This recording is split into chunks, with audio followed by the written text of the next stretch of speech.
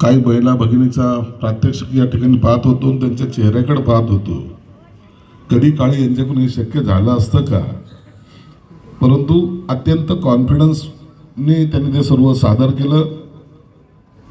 आत्मविश्वासाच्या बळावर माणूस काहीही करू शकतो याचं जिवंत उदाहरण मी आहे.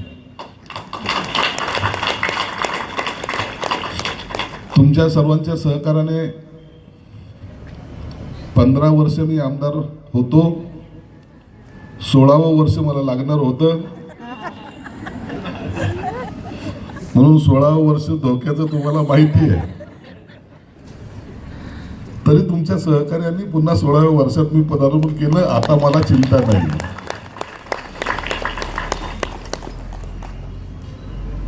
एक निश्चित आहे की बजाजनगर हा जो परिसर आहे,